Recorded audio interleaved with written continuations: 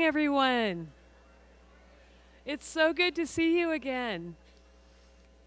So today, I'm really excited about our speaker today. We have Dr. Kerry Burnight, and I just wanted to give you a couple of reminders before we talk about Kerry. Just a practical thing, do this with me. Get your rectangles and just turn them down, turn them off. Or if you have them, just put them on vibrate. And so also I wanted to remind you to stay with us through the question and answer series. After 11 o'clock, we'll have time to ask questions of Dr. Burnight. And I also wanted to tell you, the next couple of weeks are going to be exciting too. Today, of course, we have a theme of advocacy for us, right? And so, we all have to age, but let's do it brilliantly, right?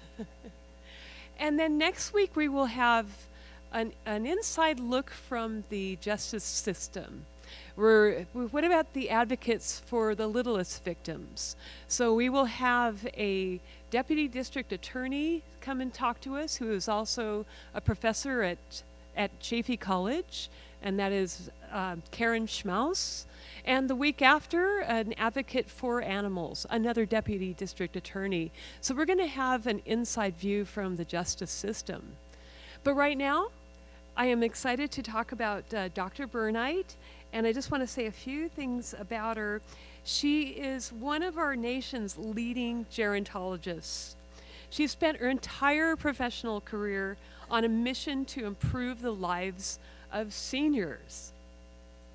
She was a professor of geriatric medicine and gerontology at the University of California, Irvine for 19 years. She is the founder and director of the nation's first elder abuse forensic center and national nonprofit Ageless Alliance, United Against Elder Abuse. Kerry has spoken at the White House and continues to call for solutions to prevent elder abuse. Her research focuses upon strength, meaning, and connection in longevity. She received her Bachelor of Arts in Sociology from UCLA and her PhD in Gerontology at the University of Southern California. She has also appeared, you may have seen her, on television to speak on the Dr. Phil show, CBS News, Money Matters, and The Doctors. And now we have the great pleasure of having Dr. Burnight. Please give her a warm welcome.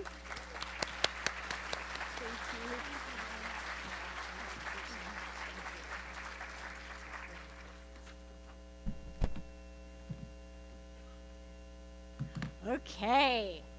Well, aging brilliantly. If this isn't preaching to the choir, I don't know what is. But I'm going to try. So I wanted to tell you that I've been a gerontologist since birth. Here's how it happened. In the 1960s, my parents lived up in Northern California in Hillsboro, and they had two teenagers. They were just in sight of the kids heading off to college, and the heavy lifting was over, and their kids were graduating high school. And like her friends, my mom was experiencing some changes. She went to the doctor to talk about her menopause symptoms. And she was tired, she was hot, she felt like she wanted to punch people. And now that I'm in my 50s, I can't really commiserate. And in fact, I have a new thing now where I have to always wear a shirt that I can take my jacket off because I get so hot all the time. So this is likely to happen. I just want to warn you in case I need to take it off. So the doctor at that time, his medical opinion just turned her into a puddle of tears. She was, in fact, not at the finish line of parenting, but at the beginning of parenting. And 9 months later, at almost 10 pounds, I was born. I was a tiny, chubby, gerontologist. My dad was entirely gray from the minute I was born. I took it upon my 3-foot-old self to stand up for my dad and every other gray superhero and person and human that I came across. So anytime anyone would say anything ageist, I was right there saying, oh no, older people can do a 3-legged race, So it was in me. I was born like that. And I hadn't any idea that that was a job or that could be a career until I was in a room about as big as this. And a woman came in from back east and announced herself as a gerontologist. And I said, what? Oh, wow. Now we're talking. And I weaseled my way down from the very top and through the crowd going the other way. And she told me that the leading school of gerontology, that was the first in the nation at that time, 30 years ago, was in LA also. And so I drove my beat-up car from UCLA over to our rival school, and I had a big UCLA sticker on it. And I went in and I talked to them about this thing I'd learned of, this word called gerontology, the study of aging. I was really enthused. Went back out to my car, and on the windshield is just a tremendous loogie spit on my windshield. And it was because I had erroneously and rudely kept my UCLA sticker on. So I carefully peeled my UCLA sticker off and enrolled at USC, where I spent 5 years. And despite that inauspicious beginning, I adored the study of aging. It was the biological, physiological, sociological, economic complexity and variety that was and is fascinating. So what most interested me about aging was the fact that we're still figuring out what keeps us happy and healthy throughout the whole journey, all the way to 120 or whatever we're going to end up being. And my frame of reference was my mom's mom, Charlotte, and my dad's mom, Etta. They both were of the same socioeconomic status. They both had very similar health conditions, that is hypertension, pretty pronounced arthritis. And they were both widows. They were both the same age. And yet, they could not have been more different people. Charlotte, I couldn't wait to get to her house. She would save those things that are inside pantyhose, that's like a white piece of paper that's kind of a wonderful piece of cardboard. She would acquire all of those, and we would create art projects with those. And tell me stories about when she was a teacher, and she would tell me about the naughty children. And as a child, I just couldn't get enough of hearing about naughty children. Then there was Etta, who, same kind of situation, but I could not stand going there. And, I feel bad about it now as an adult, but she was just always telling me what was wrong and what hurt. And she's trying to get a hold of me, and she's got all this stuff in her teeth, and it was just like rough, And so I had these two very different frames of reference for myself in my own aging journey. So my research has been guided by that fascination with the choices that people make and how these choices work out for them. And I thought, what if we could follow someone all throughout their life and watch the trajectory of their life? What if we could study people from the time that they were teenagers all the way to old age to see what really keeps people happy, healthy, engaged, and like Charlotte, not so much like Etta? Guess what? Researchers at Harvard did exactly that. And it's a study that I am not involved in, and I wish I was. But it's called the Harvard Study of Adult Development. It's the longest study of adult aging that exists in the world. For 75 years, they've tracked the lives of 724 men year after year, asking about their work, their home lives, their health, and all along the way, not knowing how it's going to turn out because they're studying as they go. Studies like this are exceedingly rare. Almost all projects of this kind fall apart within decades because the funding dries up, the researchers move on to something else, the researchers pass away, the researchers don't have a legacy plan to pass on from director to director, but not the Harvard Health Study. It continues today, and it's on its 4th director, and they have each been magnificent leaders.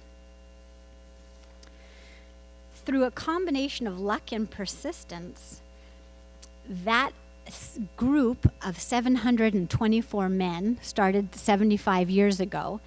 There are 60 alive today. They're still participating in the study, and most of them are in their 90 and above. And now, most excitingly, they're adding their 2,000 children to the study. And since 1938, they've tracked the lives of 2 groups of men. The first group started in the study when they were sophomores at Harvard. Oh, is that better? Oh, I'm sorry. Hi, my name's Kerry Burnight. Okay, so if that happens again, that I take a little vacation with my voice, put your hand up and say, I can't hear you. Okay, so that's better. I'm focusing. Okay, so they studied 2 groups of men. The first group started when they were sophomores at Harvard. They all finished college during World War II, and then they went off to serve in the war. The second group there were a group of boys from Boston's poorest neighborhoods, boys who were chosen for the study specifically because they were very disadvantaged in a number of ways. Somebody raising their hand? Am I doing the weird talking again? Okay, all right, perfect. Now I'm paranoid.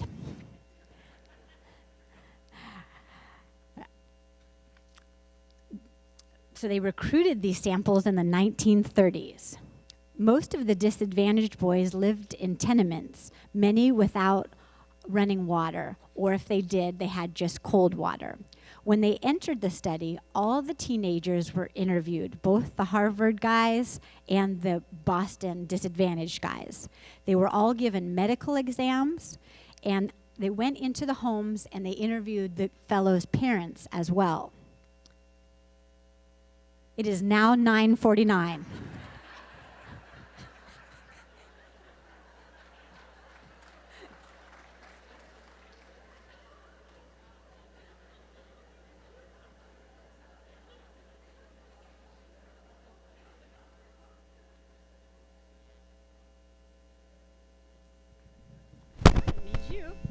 Okay. And then, when the teenagers grew into adults, they entered all walks of life. Some became factory workers, some became lawyers, some became bricklayers and doctors, and one of the sample became a president of the United States. Some developed alcoholism, a few developed schizophrenia, some climbed the social ladder all the way from the very bottom up to the very top.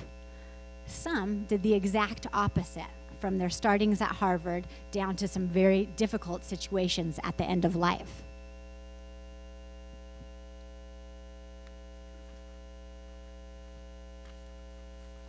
The founders of the Harvard Longitudinal Study would have never in their wildest dreams imagined that I'd be standing here today telling you about this study that still continues.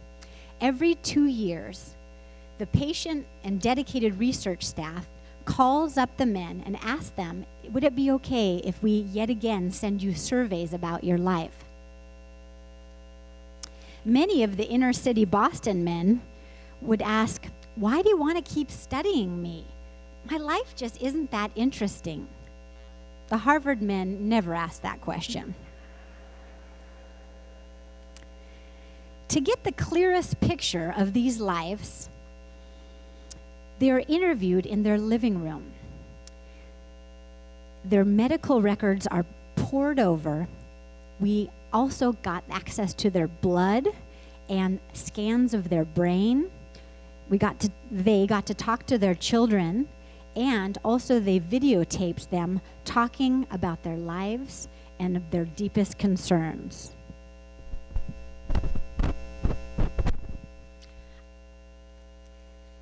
And when, about a decade ago, the wives were finally included, the first thing they said was, "It's about time."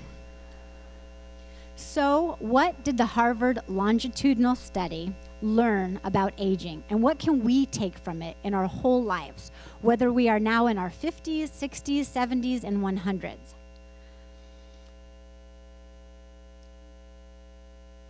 You're wondering, aren't you? The clearest message we got was this: good relationships keep us happier and healthier. Period. Across the board. Whether the boys were from these very disadvantaged situations or from these relatively lucky positions, it mattered what their relationships were like. It mattered the quantity, but more important, the quality of these relationships. Loneliness kills. It turns out that people who are more socially connected to family, friends, and community are happier, they're physically healthier, and they live longer than people who are less well connected. And the experience of loneliness and isolation turns out to be toxic. People who are more isolated than they want to be find that they are less happy, their health declines earlier in midlife, and their brain functioning declines sooner. And the sad fact is that any given time, more than 1 in 5 Americans will report feeling lonely. And you know that you can be lonely in a crowd, you can be lonely in a marriage. So the second big lesson that we learned, it's not just the number of friends you have, and it's not whether you're in a committed relationship or divorced or a widow or widower, is the quality of the close relationships that matters. It turns out that living in the midst of conflict is really bad for you. High conflict marriages, for example, without much affection, turn out to be as bad for our health, perhaps worse than getting divorced. And living in the midst of good, warm relationships are protective. Once they followed the men all the way back into their 80s, they wanted to look at them at midlife to see if they were able to predict who was going to grow into a happy and healthy octogenarian and who wasn't. And when they gathered together everything we knew about them at age 50, it wasn't their middle-age cholesterol. It was how satisfied they were with their relationships. The people who were the most satisfied in their relationships in their 50s were the healthiest at age 80. And good, close relationships seem to buffer us from some of the slings and arrows of getting old. Our most happily partnered men and women reported in their 80s that on the days when they had the most physical pain, their mood stayed just about as happy. But the people who were in unhappy relationships, on the days when they reported their physical pain being the highest, it was magnified even more with the emotional pain. The third big lesson that they learned was that our relationships don't just protect our bodies, they protect our brains. It turns out that being in a secure friendship or relationship with another person when you're in your 80s is protective, and that the people who are in relationships where they feel that they can count on another person stay mentally sharp longer. And the people in relationships where they feel they can't really count on the people other than themselves, experience memory decline at a greater rate. Those who have good relationships don't have to be smooth all the time. Some of our octogenarian couples would bicker with each other all day long, but as long as they felt that they could really count on the other when the things got going really tough, those arguments didn't take a toll on their memory ability. So the message that good, close relationships are good for our health and well-being, this is the wisdom that's as old as the hills. So why is this so hard to get and it's so easy to ignore?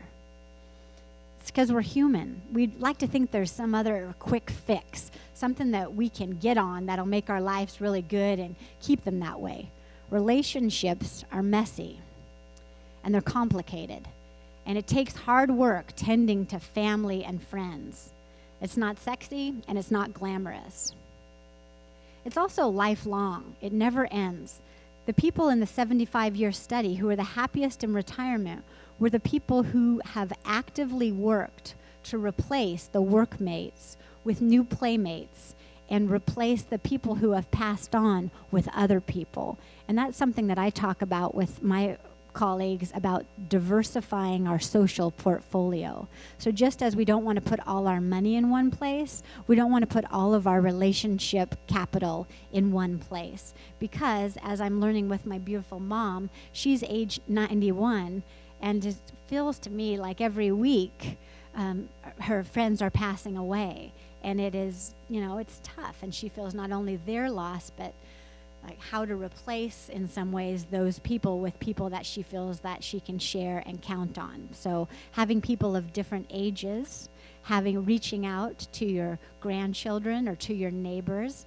I used to, in Laguna Niguel, live next door to a woman in her late 80s. And I've had 3 kids, but at the time I had 2 little babies, and I remember just wishing she would come over here to my house and help me because I was trying to make dinner and they were both wanting to be held. And I look back on that and think if she knew, if I had articulated to her how much it would have meant for me to come and sit in my house and do nothing with me except hold these kids, I think she would have been flattered. And I think that my life would have been better, but I didn't know to reach out because I was young and dumb and 30. And she didn't know to reach out because our society has this multi-billion-dollar anti-aging campaign brainwashing us that we're less than or that people wouldn't want to just hang out with us. But it's so very not true. And I think that between young people having the realization and older people having the realization, it's more likely that we, older people, need to be doing the reaching out to form these relationships of people with different ages. Okay, I went off script there a little bit. Okay. Just like the millennials in a recent survey, many of the men started out as young adults thinking that what they needed for a happy, long, great life was fame and wealth. But over and over, the 75 years, the study showed that the people who fared the best were the people who leaned into relationships rather than leaning into work. So what about you? Let's say right now you're 65. What might leaning into a relationship look like for you? You're 75. You're 98. What does it look like to lean into a relationship? The possibilities are practically endless. It might be something as simple as replacing some of your screen time with human face-to-face time. It may be asking somebody to go for a walk with you. If you're one that doesn't walk, it might be bold enough to say, could you come over and we'll look over a scrapbook of pictures? Will you come over because there's a new Netflix show that we can watch together and talk about? Could you come over because I have some new funny jokes I want to share? It's all too common to let family feuds or little feuds with friends get in the way of that. And I have an example is I have a friend who we were very close, a girlfriend, and we lived on the same street, And then when we moved just down the street in Dana Point, we don't see each other as often. And the not seeing each other as often has made it a little bit weird when we do see each other.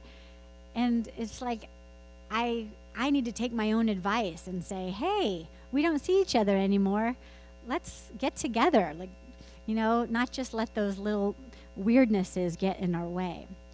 There's a quote from Mark Twain that was over a century ago, and he was looking back on his life, and he wrote, "There isn't time, so brief is life, for bickerings, apologies, heartburnings, callings to account.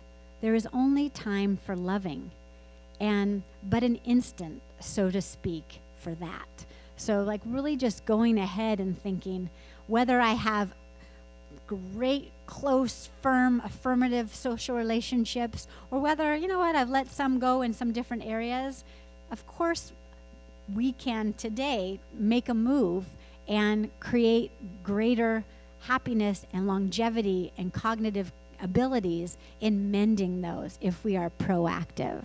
And so if somebody that you would like to see but that you don't, proactively reach out to your kids and grandkids and neighbors. So I knew that this was a long lecture, so I thought I'm going to start with a blah blah talking, and then I'm going to turn to the slides. So now you have earned the visual part as well. Whoops. Okay.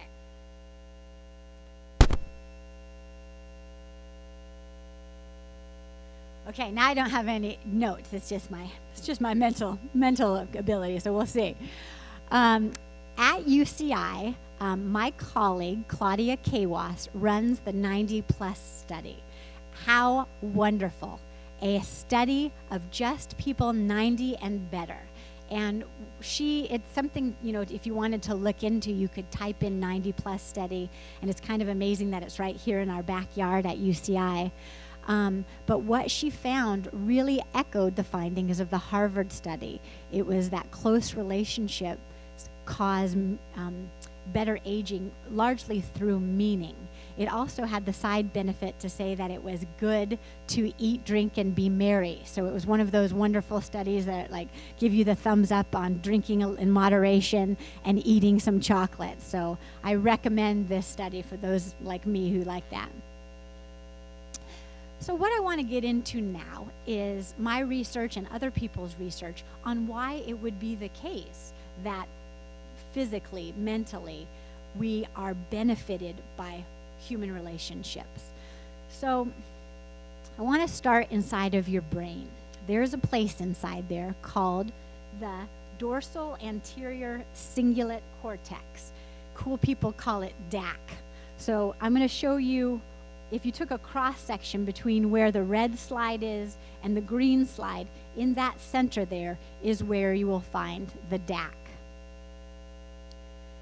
If you stimulate that area, what happens is you lose interest, you lose initiative, you feel disagreeable, angry, and hyper-focused on things.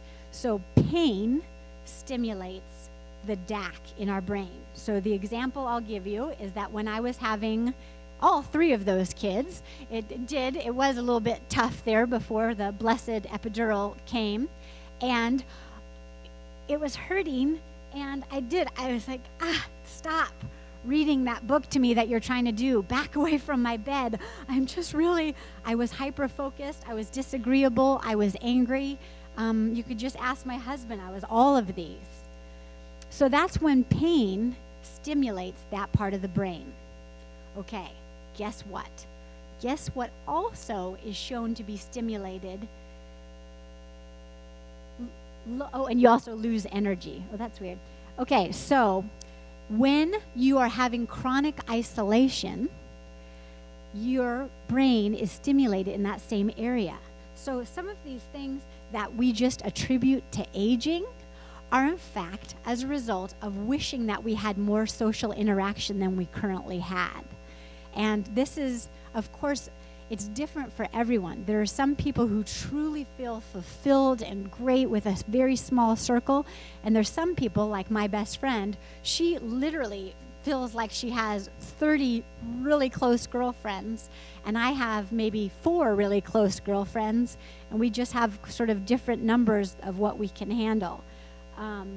So now I also want to tell you another thing about what is so problematic about isolation. And I want to introduce you to someone who had a really big impact on my life. And in fact, about 6 years ago, he was here with me on this stage commemorating World Elder Abuse Awareness Day through an organization I was a part of Ageless Alliance. So his name is Harry, and he not only allowed me to share his story, but he encouraged me to share his story. So this was Harry on the day that I met him. He was in the hospital as a result of dehydration and malnutrition. But like so many things, if you peel back the skin of the onion, what led to the dehydration and the malnutrition? Then I also, that's just weird. Oh, I probably did that. There you go. This is Harry. He went to Stanford University. He was a Green Beret. He grew up in Hawaii, where he used to longboard surf.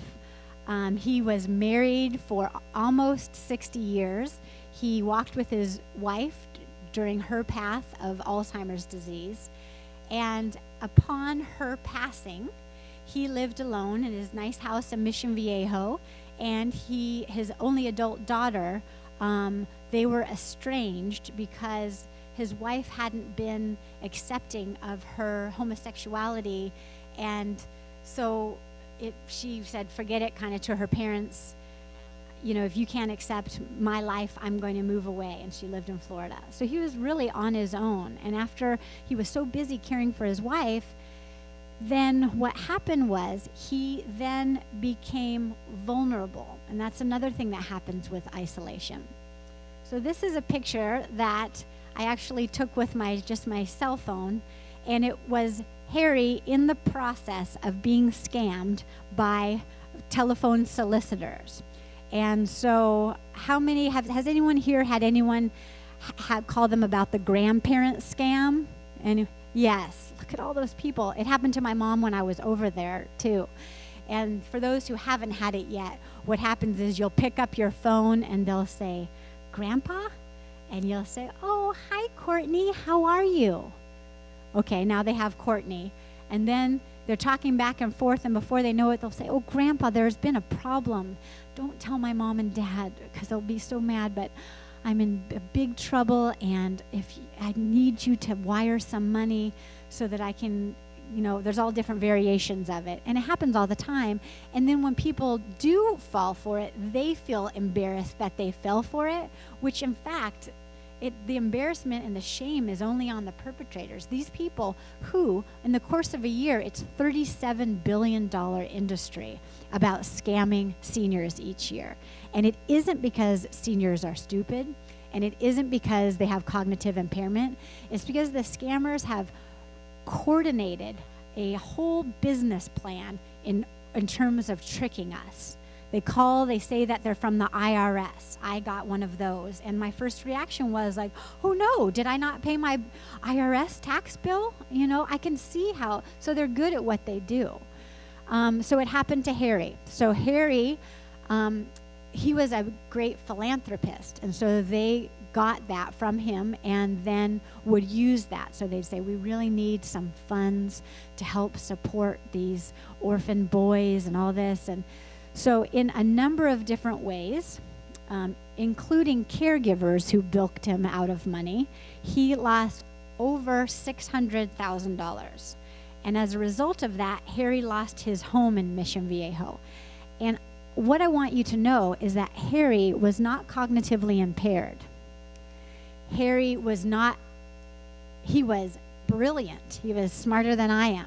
So this is not something that happens just to other people. This is something that could happen to any of us and does happen to any of us. So in Harry's case, we did have to go through. So I met him with my work at the Elder Abuse Forensic Center. He did lose his home, and so often it is the case that we can't get the money back because it's, it's just hidden in these phone centers, maybe oftentimes out of the United States. So he moved into a board and care facility in San Clemente, and it wasn't nice, but it was like to look at, but it was very loving, and he was able to live out the rest of his life in a great way. And so this is going to make you happy, because this picture was after the first picture. Yes. So that's Harry in our backyard with my next door neighbor's baby on his lap, my dog in the background. And the remedy was social connection. And the remedy was having access through his electronics to people who he could trust, but not to people who would do him harm. As a side note, there is also a part of the brain that is different from the DAC. It's the ventromedial prefrontal cortex that has to do with gullibility and credibility, and sometimes imperceptible changes in that area can make you more likely to think that something is accurate when it is not. So you can be perfectly cognitively intact, but things seem more plausible as a result. So again, a warning to make sure you surround yourself with people that will tell you, like, hey, no, you didn't win the Jamaican lottery. So that's my favorite picture of Harry. Okay. Oh, and one other thing about this with his red jacket was we invited him over for dinner, and it was one of those really hot summer days. And so I had some horrible t-shirt and shorts, and my husband had some probably equally awful outfit on, and our kids were a mess. And we had a window that when there was a knock on the door, you could see out over to see the person. And I saw, and Harry was wearing it beautiful. I mean, he just looked so nice with a tie, and he had white pants and a white shirt and white cowboy boots. And so before I answered the door, I was like, everyone, change clothes. Put on a dress and a collared shirt. And so we did. Okay, so this is something that I have recently come up because I'm a really big fan of acronyms. And so when I was thinking about how can we safeguard ourselves in order to maximize our happy, healthy life, I'm not going to be talking about diet. I'm not going to be talking about exercise. I'm not going to be talking about all the usual stuff. You already know that.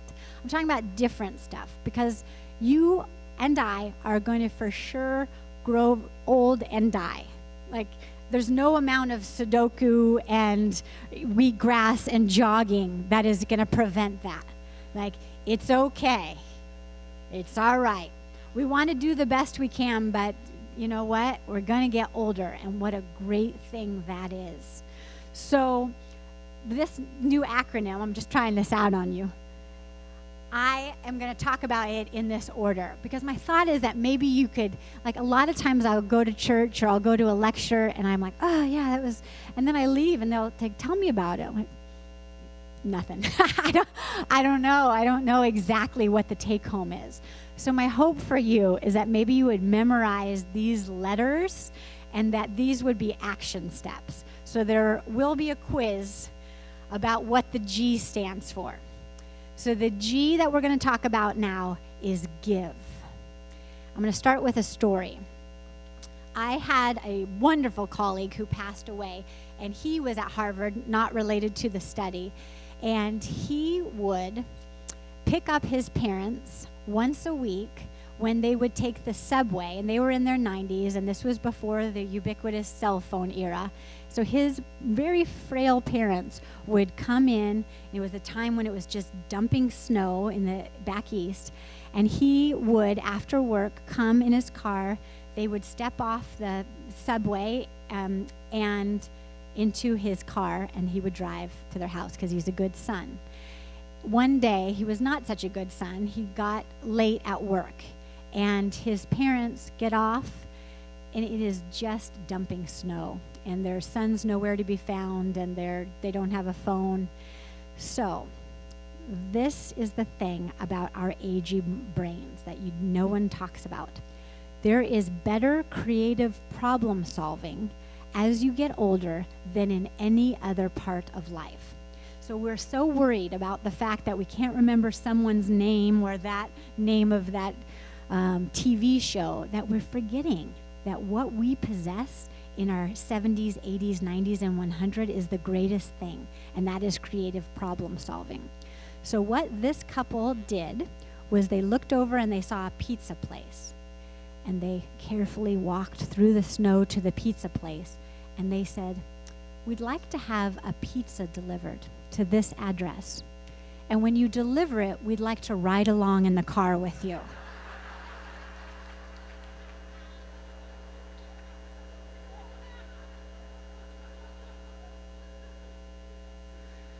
And that, my friends, is aging.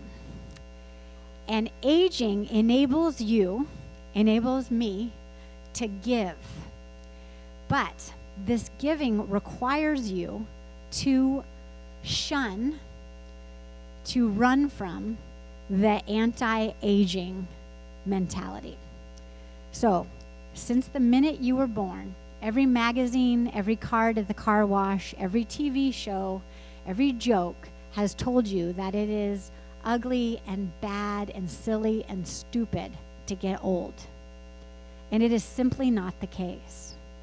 Because what you possess is the creative problem solving, the resilience, the humility, the recognition of what is and is not important, the experience that and we all know this, but we sometimes grow timid because we can't do our dumb phone app as fast as the grandkids, or, we're not so sure about this band or that band these days.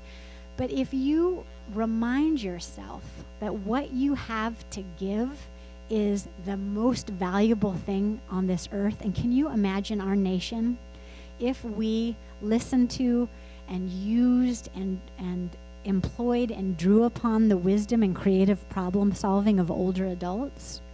So in order for you to live and age brilliantly and to stay socially connected, you need to start with thinking that you have a responsibility to give. And that giving can be this problem solving. It can be in listening. One of the greatest mentors I have is largely nonverbal as a result of a stroke. But the listening that this friend gives me in truly allowing me to be heard is priceless to me. And if she undervalued herself, she would think, I'm no longer able to speak, I can't give back, then I would have missed out on that. You can give your time, and you guys already, I know, do that. You can give your reaching out to people who maybe aren't so easy to be around. My mom now has my mom's widow friends are her life support, and I'm so grateful. So our family, we love her so much, but she gets together all the time with her friends, and she has a few friends that she complains about to me. So she'll say like, "Oh, so-and-so is hard of hearing, and it just throws off our whole bridge," and blah, blah, blah, And so we did stop the other day, and I thought, you including her and being patient and kind about that's everything, And so ever since she kind of reframed her mind, she is seeking that friend out as opposed to, complaining about it. So to age brilliantly, to keep your mind sharp, to keep your body going, think about, what am I giving? And don't let yourselves have any excuses for not giving. You have arthritis and you can't walk? So what? There's a million other things you can do to give. You have macular degeneration and you can't see? So what? There's a lot for you to give. My retina's detached 2 years ago, and so I lost full sight in one eye, and I lost 80% sight in the other eye because it was a double detachment. And I got a taste of, wow, I did not feel great about myself, because I would be in a conversation with people and I couldn't even tell if I was putting my face in the right direction in order to carry on a conversation. Or I'd be talking and I couldn't see their face, and so I'd think, Do they think this is funny? Are they bored with what I'm saying? And it was really an eye-opener of easier said than done. So I had to take a really, really strong talking to myself to say, hey, you're still you. You can't see, but you can laugh about it and you can tell people, I don't even know where to put my face. Could you tell me what your face is doing right now so I can see if we're on the right track? Or could you take my arm because I'm scared right now because I'm scared I'm going to fall? So anyway, no excuses. Oh, that's not that. Okay. So the next one is receive. Oh, this one's harder than the first one. To receive is hard for Americans because we like being the givers. I'm the school volunteer. I'm the strong guy who moves stuff. I'm the giver. But the thing of it is, as we get older, we also have to learn an equally important role, to be the receiver. There is a beautiful book that I wish I had under each of your chairs. If I was Oprah, I would.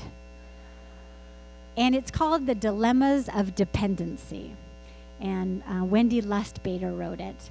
And it talks about how hard it is to get used to being a gracious receiver when we had never been one to have to receive things. But think about it. Think about how good you felt sometime when you were able to really help somebody. Maybe it was your aging parent, maybe it was your child, maybe it was your neighbor, but you think back of like, wow, I felt so good to give. And think that by you being a gracious and accepting receiver, you're giving somebody else that gift.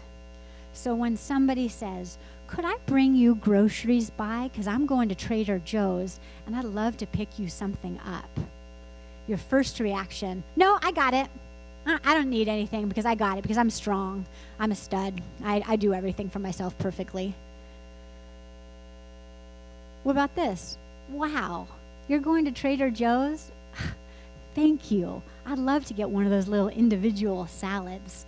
It's right when you walk into the right. You know, it's okay, because just like I promise you you're going to die, I promise you that the odds are very much in favor that you're going to need some help, whether it's when you're 100 or whether it's today. And that's not a bad thing. That is not weakness. That is not selfishness. And it's not being a burden. So what is the difference between being a burden? Our whole great collective fear is that we don't want to be a burden on our kids and grandkids. I know, but a burden is somebody who's just asking for more and more and more and more, and that's not enough, and da-da-da. But accepting offers, that's learning how to be a good receiver. And if you need some help with it, again, another talking to of yourself, or maybe read that book, Dilemmas of Dependency. Okay, so quiz. Shut your eyes. What does the G stand for? Give. Awesome. Okay, R. Okay, easiest test ever because it's right here. Okay, those who are very clever will see on the previous slide I had the A as attitude.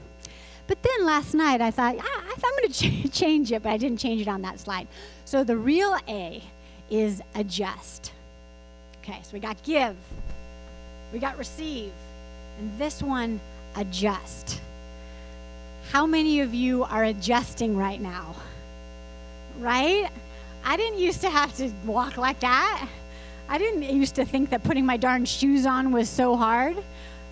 In fact, right now, I just remembered, I have 4 buttons on my shirt that are unbuttoned under my jacket. So if I have a hot flash, I'm in trouble. Because I was sore, and I couldn't button them. So there's going to be adjustments, right? Maybe you were a guy who could always lift things that heavy, and now you can't. You maybe you have a person who is such a good driver, and now you can't drive. Maybe you're a person who is so attractive that everyone used to give you all these looks, and now they're not. It takes some adjustment, but that is aging, and that is the process. And for those things that get harder and weaker, and the fact that we have to get up all these times to go to the bathroom in the middle of the night, gosh, there are other things. There are other things like humility that, you know what, I'm going to adjust. I no longer can get to Costco and just kill it but now it's so big and far, I'm not going to do that anymore. But yeah, that's an adjustment. I'm going to do it a different way. My mom recently made an adjustment, and that is she's super frugal, even though she is pretty affluent. So she is a person who will drive all over the world to get berries on sale. And then she calls us all and tells us where the berries can be found. And so she's had a lot of pretty horrible health conditions recently, and she's still driving, but she recently told me that she was going to go to Marbella Market, which is across the street from her house. And she used to tell me, never go there because it's expensive. She's going to Marbella Market. It's an adjustment. She doesn't love it. She doesn't like spending that much on berries, but she's doing it because it's going to be something that's going to enable her to keep doing what she wants. So, you got the A of adjustment? There's a million examples, and if I had more time, I'd have you write it down. And where can you find adjustments that need to be made? Things that bug you and make you mad. Things that feel like they're clipping your wings. Those are things that you're going to think, how can I do something else about it? I can't hear, and because I can't hear, I can't go to cocktail parties because it's simply not fun anymore, and I used to love to go to cocktail parties. Well, maybe there's a different, smaller social setting that you could go to where you can still get the cocktail.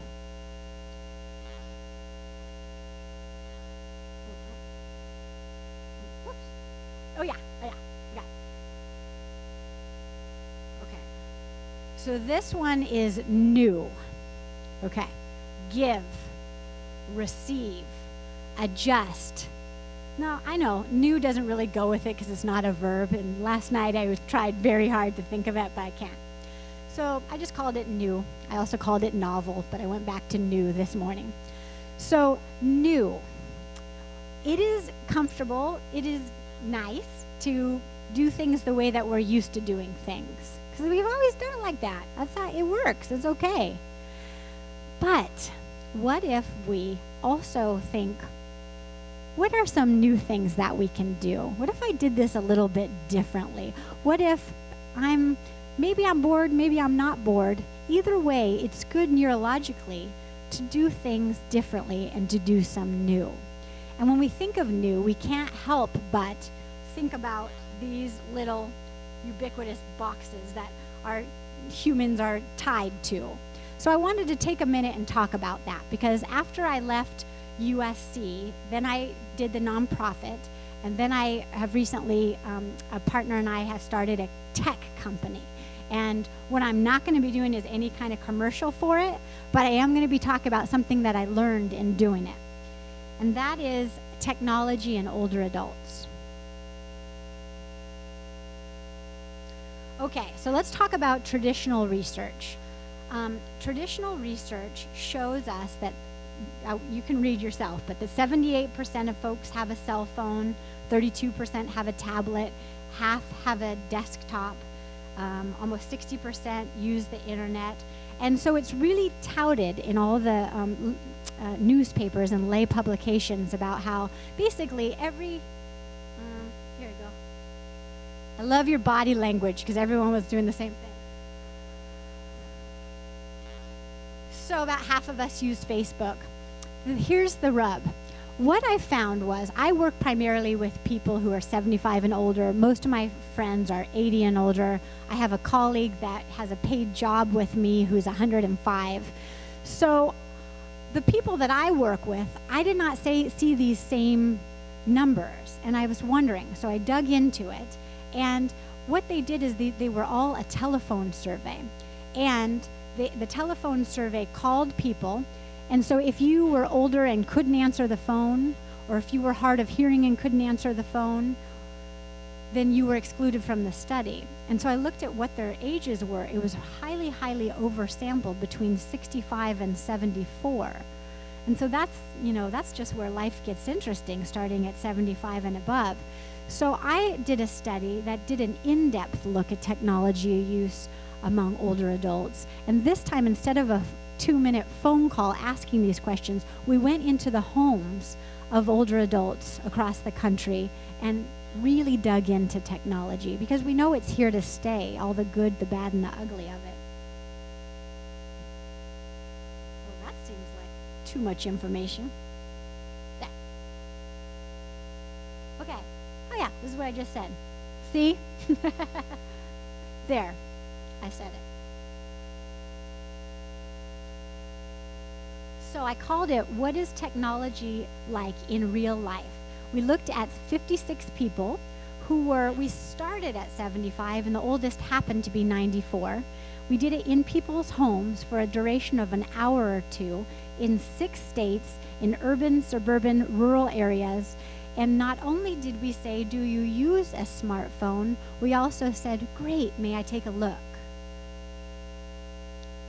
There's the states. Here's what we found. So in traditional studies, it showed us that 81% of people are using a smartphone. But in our sample, only 53% were using a smartphone. And it would happen, I remember one that I did, I said, do you use a smartphone? And I didn't hold it up, I just said it. And the person said, yes, I do. And I said, terrific, may I see it? And then totally understandably, they got a wireless landline and then brought it over. Right? That's smart. It doesn't have a wire connecting it. That's a smartphone. So you wonder how many times people weren't necessarily responding to what they thought they were responding. Similarly with Wi-Fi, we had somebody also understood it to be hi-fi, like high fidelity. And lower on tablets or computers, email. So here's an interesting thing. So in these studies, they assumed that if you had the technology, you were then sharing photos, you were doing video calls, you were doing music, you were having all kinds of fun with it for the money you were paying. So they didn't even ask the question. So we, in people's homes, asked the question, are you able to easily share photos with your loved ones? Because that's fun. Only 18% of our sample of those who had technology were able to easily share photos. Even more surprisingly, only 5% of people were easily able to press a button and conduct a successful video call. And only 7% could easily access digital music that they wanted to listen to. So if you turn those numbers around, it's like, wow, 95% of people are missing out on what can be pretty great video calls, digital music. I also asked, because of my elder abuse interests, how many of you have been solicited by a scammer over the telephone or computer? And a whopping 87% of people had. 86% of people said that they were frustrated with technology. And half of them didn't have access to internet, email, computer, or tablet. So it just struck me that as much as we are all about technology, I think a lot of times the reality is different. And so we published a paper on it. And look at that. So now I get to introduce you to Anna. In this photo, she's 114 years old. Talk about aging brilliantly. She was telling us about, so this is my partner at work, whose name is Scott, and he used to be the chief information officer at Bank of America. And so in the 90s, he implemented online banking. And I remember in the 90s thinking, this is the worst idea. This would never work because everybody's going to get their money all lost and confused and stolen on using online banking. Well, happily, I didn't know him then, and he didn't listen to me. And of course, now online banking seems so normal to my teenagers that they don't even know where the stamp goes on an envelope. And I think that's a bad job of parenting, frankly. But what we learned from Anna, she was perfectly cognitively sharp and lived on her own, hello, 114-year-old awesomeness. She was the 7th oldest person in the world at this time. She has passed away. But what we learned from Anna was that starting in her 90s about, her fingers grew increasingly dry. Well, on our monitors, on our tablets and our cell phones, when you touch it, it's the moisture that activates it touching. So that's why sometimes your grandkids will say, just press here, Grandma, just press here. And you're like, I am pressing here. But our drier fingers. So we then needed to find a screen that is highly sensitive, that you can be 114 and it can work. Similarly, we listened deeply, and she said, I don't want to deal with passwords. It makes me frustrated and mad, and I spend too much of my life with that. So could we find a way to make it secure without passwords? Could we find a way to, instead of an on and off button, you just have a cover that when you open the cover, it's on? Could we have it so that you could just set it on a charger and there's nothing to plug in? So in some ways, that's a different lecture, but what we created was GrandPad, and that's a picture of it. Again, not sales. I don't care if you buy it, but they, if you wanted to, they do sell them at Target or online. And on the other end, family members use their existing device. So like with my mom, I can press a button and we're video calling, and then like what I did today is I took a picture from the back and then was able to press a button and it automatically goes to our GrandPad. So if you're thinking, I don't need this, I love my Apple phone and I love my tablet, awesome, good. You should use the existing technology that should work for you. But what I'm saying is that I deeply believe that as we move forward, that we need to create devices that were designed by, with, and for older adults so that they work. I don't believe that the font should be tiny. I don't believe that my mom's fingers are all at right angles and mine are going that way too. And so she has to kind of sneak up on it, whereas, to have big buttons is helpful. So what I want to encourage you as you are seeking opportunities to give, to receive, to adjust, that you would also think about the new of, are my devices working for me? Like, is my landline good or is it full of scammers? Is my phone good enough so that I can make a video call with somebody? Or if I'm like, if you're hard of hearing, video calls are terrific because you can read lips. And then what we also added was real time that we can type the words in. So my patients who are really hard of hearing, we can communicate while we're seeing each other. So it doesn't have to be GrandPad. It doesn't have to be any certain solution, except the point is that we are now 10,000 of us every day are turning 75. 10,000 of us. And what this means is we can demand of saying, I'm not going to put up with these things that don't work. We need to have aisles that are wide enough for a walker. We need to have things that aren't up a million stairs all the time. I need something that I can see and that font isn't so small.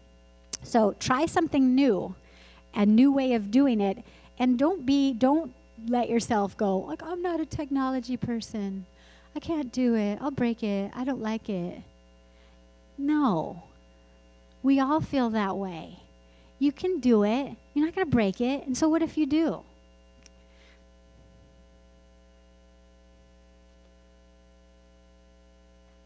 Okay, now here's the weirdest one of all. Like, what? Age brilliantly? And then the last one is dementia? Kerry, that you were up too late. No, I did this on purpose. I wanted to get on my soapbox about dementia.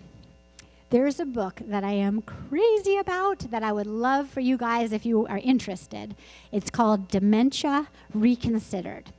I didn't write it, and the man who wrote it, sadly, he wrote it in 1998, and 21 years ago, and he then passed away suddenly, unexpectedly right after. And because of that, it sort of languished a little because he had passed away. But some wonderful colleagues got together and kind of resurrected the book. And so right now, if you buy the most recent edition, it's called Dementia Reconsidered. Still comes first. The person still comes first. That after every chapter, which are so good, another dementia expert writes a chapter about that, saying, oh yeah, this really still rings true and this and that. And so in a nutshell, what I want you guys to do in your journey of aging brilliantly is to reconsider dementia. Because my sense that right now what we all do is go, as long as I have my mind, it's going to be okay. But if I'm not as sharp as I once was, it's just going to be terrible. If I would get a dementia diagnosis, it's all over for me. I might as well just die. And the thing is, if we live long enough, half of us will have some kind of dementia or cognitive impairment. Half of us. And so if we understand that we get it, we're not our outside, but I would argue we're not also just our brain. And I go to a lot of funerals. That's another thing about being a gerontologist. And I love it, actually, because you hear people, it's not their resume characteristics. It's not like, oh, I was a professor and I had this job and I drove this kind of car. No, nobody cares about that. People go, God, this person really listened deeply to me. This person was so funny. He had a joke every day. This person, when I was down in the dumps, was there for me. It's your obituary characteristics. So, with dementia, even if you or your spouse should have changes in cognition, if you should be diagnosed with Alzheimer's disease, if you have a stroke and have some changes, or Parkinson's or Huntington's, or a lot of these other things that can cause changes, if you think about all that you have to offer beyond just your perfectly sharp brain, then you can still value yourself. And so those of you who are living with or love someone with dementia, it's the most important. Okay, so there's a disease process, and that would be a whole other lecture about what happens, the neurofibrillary plaques and tangles in your brain. But there's this other wing that book talks about that I so agree with because I see it. It's a malignant social psychology that accompanies dementia. So what happens is people notice changes in you. You repeat your story. You can't find where you parked. You're having some of these changes. And then people start acting really weird about you. Like, and then you take that on like, oh no, I don't want to be a burden. I'm so embarrassed. I have dementia. Oh, dementia. Well, and then people treat you so weird that you start acting weirder and having a harder time because you're so worried about it.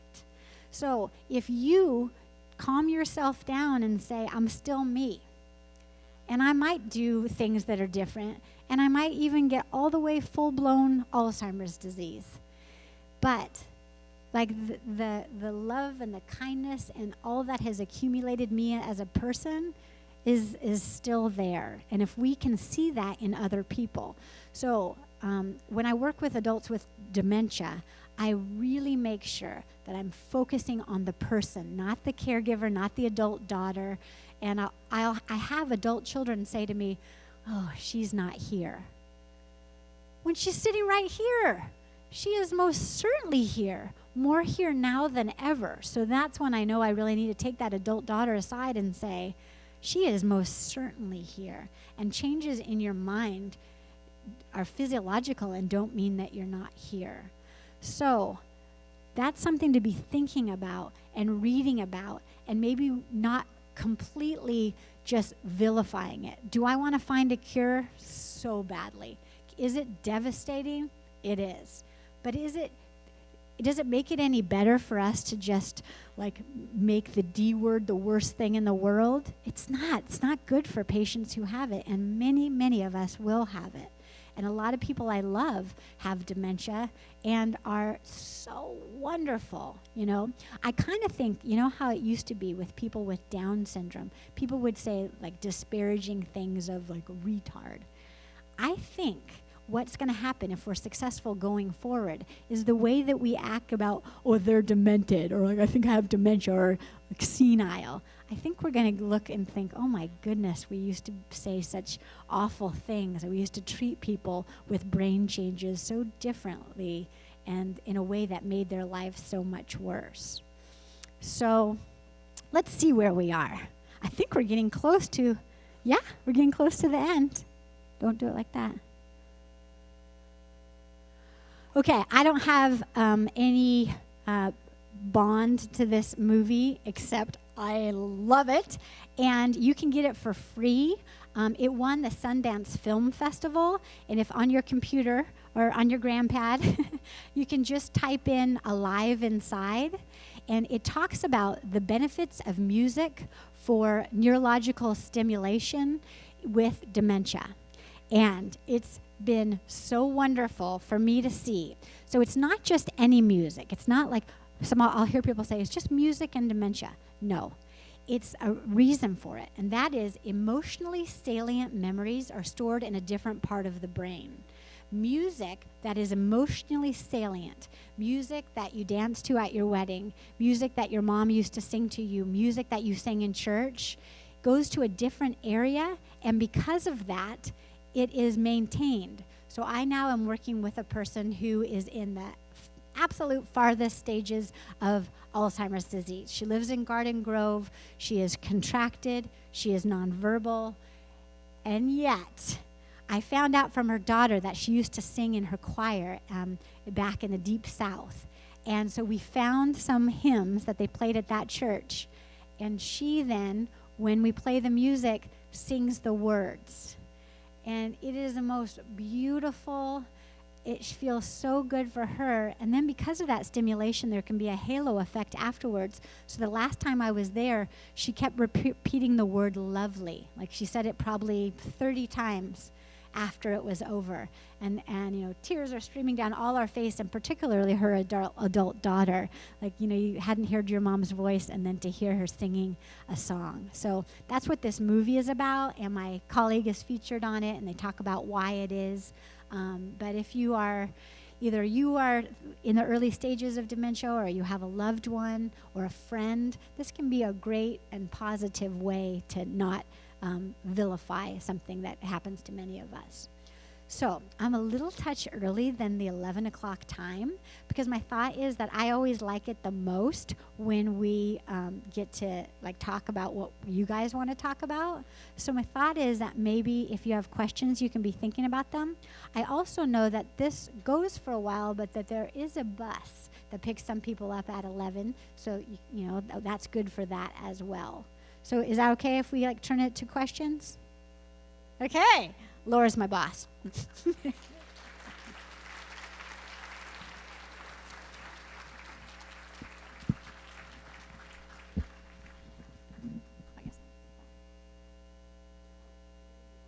Okay, so what's happened now is we're getting some mics.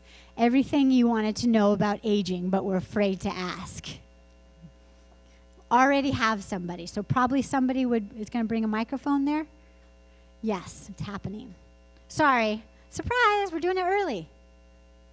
Okay, while I'm waiting, guess what's happening today? Okay, I've been married for 25 years, and all that time, we never felt like it was the right time to get a puppy. Like, today is the day. So right after this, I go and pick up my husband in Newport. We drive to Clovis, which is very far, Fresno, and it is an English cream golden retriever. Excited. So my house, like I have this pen and the crate that it will go in there and a blanket, and there's a stuffed animal that has a heartbeat, so it will feel like it's with its mom. So excited. I think it's kind of sad that I was able to have kids but not a puppy until today. Okay, so we have the first question.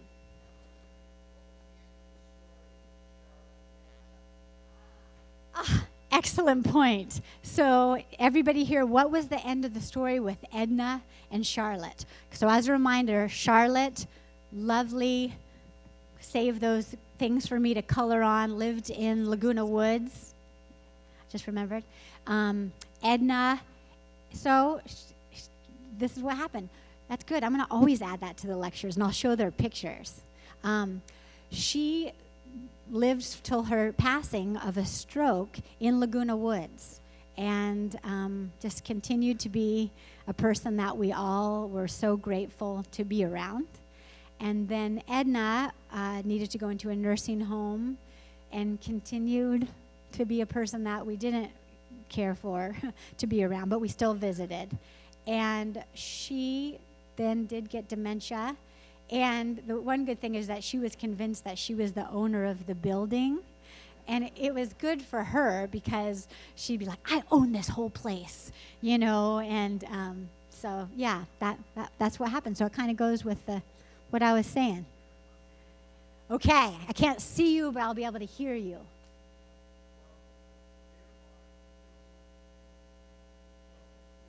And I can't hear you either.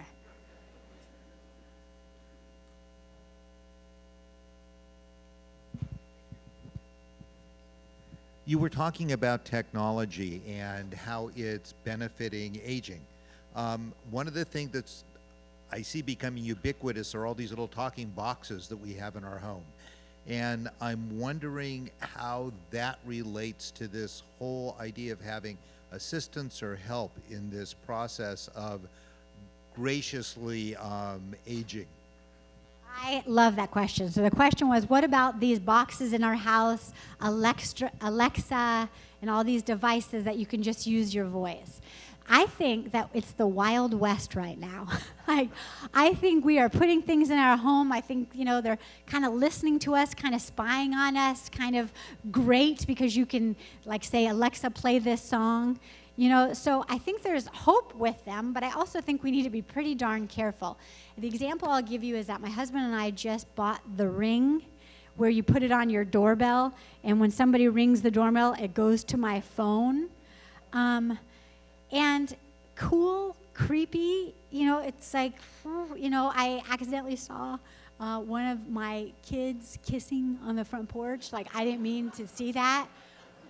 So, on a serious note, though, what should we do as aging consumers with these things?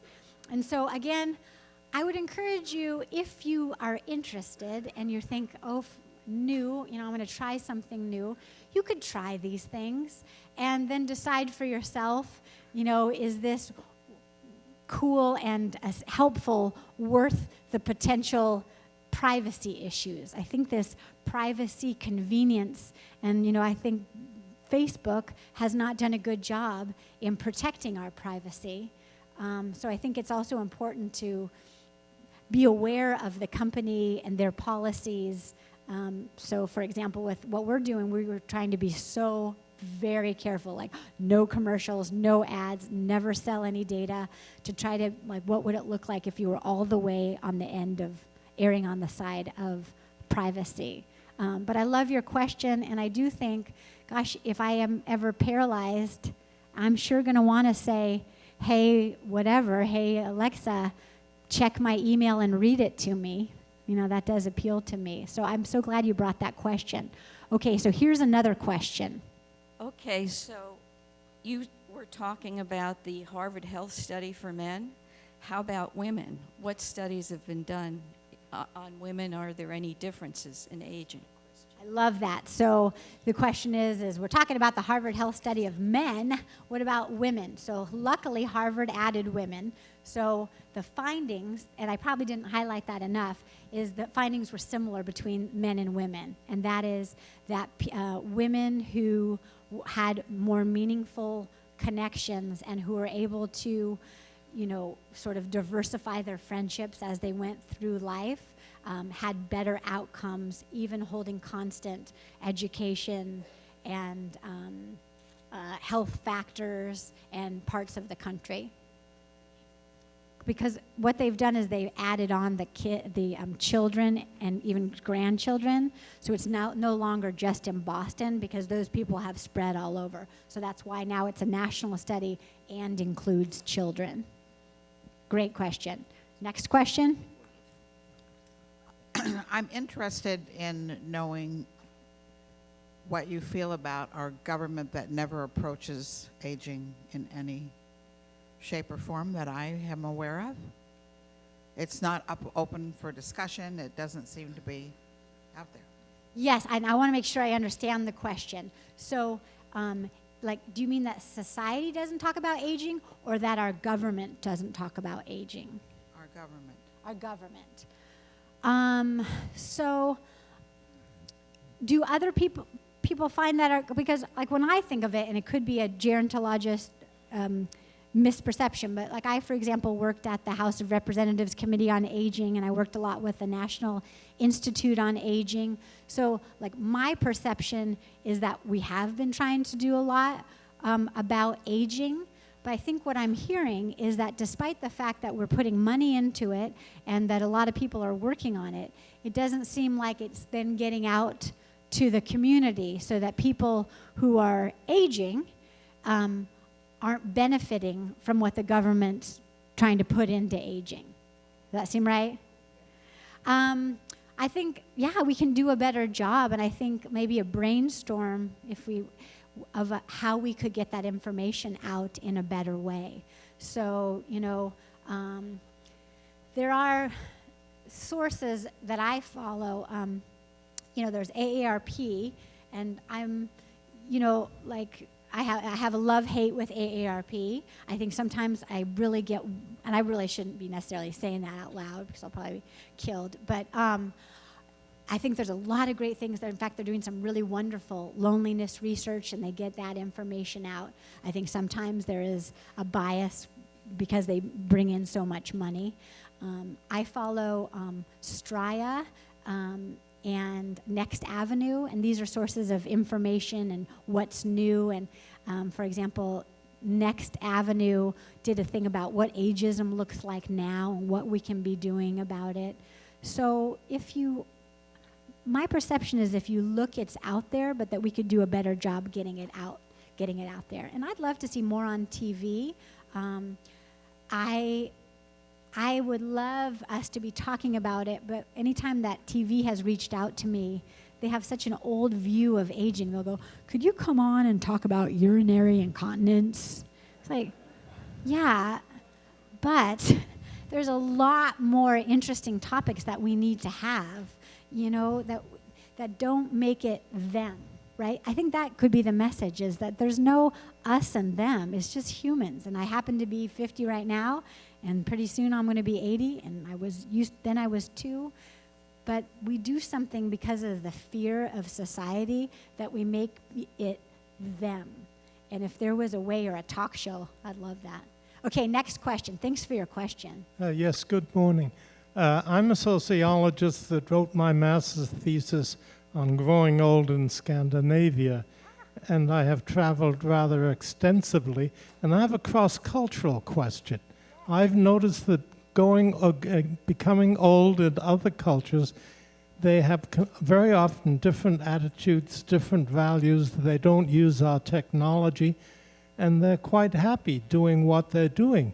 And quite frankly, I think the way we are aging in America is not the right way. I think I speak for many people here that I'm used to reading newspapers and books and magazines, and I hate these blueberry, raspberry, blackberry gadgets that everyone is hitting. And I'm perfectly happy surviving the way I've survived for the last X number of years. Is that wrong? Yes, that is very normal, and I think you speak for so many people. And I, too, love to read the newspaper, like the real get my fingers dirty newspaper every single morning, and my husband reads every bit of it and remembers all of it. So I really hear what you're saying. And then also from a cross-cultural point of view, in Scandinavia, I really admire what they're doing in a lot of countries. For example, our daughter studied abroad last year in Italy, and in each of the piazzas, people were sitting out together in the evenings for no reason, listening to music and eating and laughing. And I stood there and thought, here we are in our houses all separated, and what other good models we could have. So yeah, I think there's a lot to be learned, and sometimes I do feel sorry the way that America does it. But I also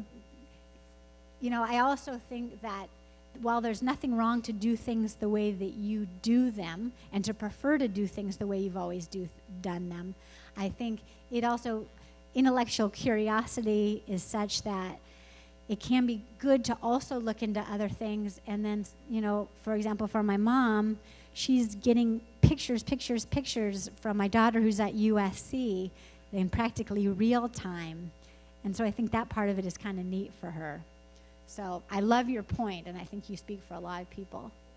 One more question. Okay, so my mother's having trouble when she presses the things on the phone, and I think it's the dry fingers. What, do you have an idea that to help her press it? Yes, so her question was a good one, and she had a beautiful accent, and that's why you couldn't understand her. And she said that her mother is having maybe the dry finger situation where she's having trouble pressing things on her phone. Do I have any ideas for her? And so, again, I'm like so careful not to try to sell anything. So I can tell you that I know of one thing because I helped make it called GrandPad, and it's a phone and a tablet, so it might work for her. And you can either dial the number or it's also programmed. So for my mom,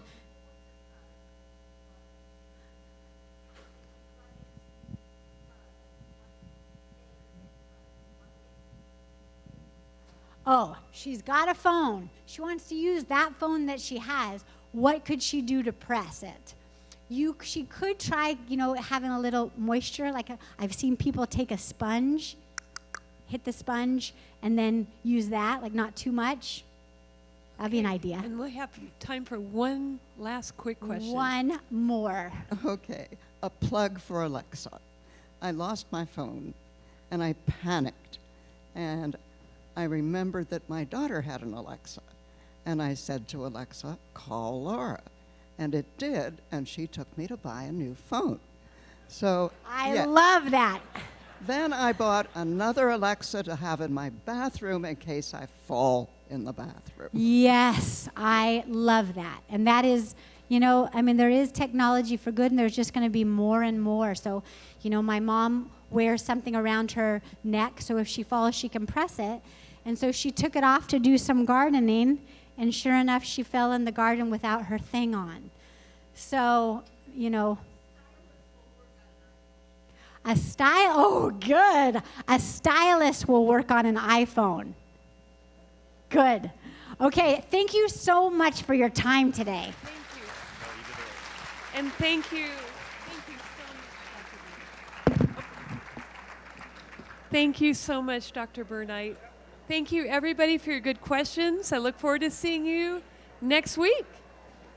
I'm going to get a puppy.